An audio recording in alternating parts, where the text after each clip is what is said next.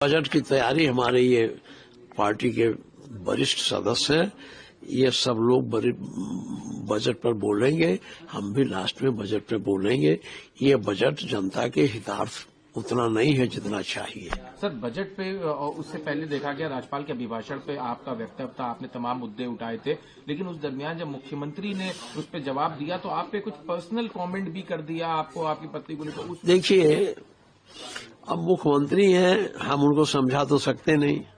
मैं उनका सम्मान करता हूँ, वो क्या कहे क्या नहीं कहे उसका वो ही समझे। एक आखिरी सवाल है, आपने आरक्षण का मुद्दा उठाया। हाँ। आपने कहा कि संजय निषाद को आरक्षण मिलना चाहिए, लेकिन उसी दरमियान संजय निषाद ने कहा कि आप जब बात कर रहे थे तो आपके मुंह से कुछ ऐसे शब्द निकल गए जिससे वो कहेंगे हम आहत हुए, हमारा समाज आहत हुआ, हम इसका जवाब आपको विधानसभा में देंगे।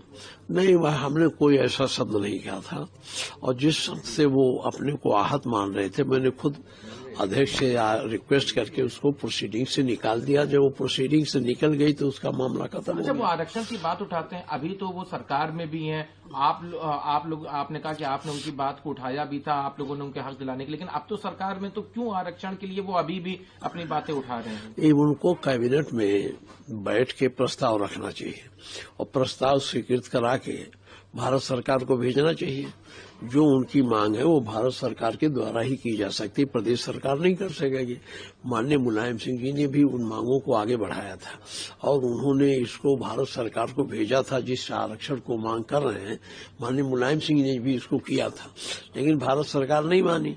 तो उनको बजाय यहाँ असेंबली में, जब वो सरकार में है तो सरकार से प्रस्ताव कर, सरकार में बीजेपी सरकार में प्रस्ताव करके भारत सरकार को भेजना चाहिए और भारत सरकार पार्लियामेंट में रख के उस पर संशोधन करके कर सकती है।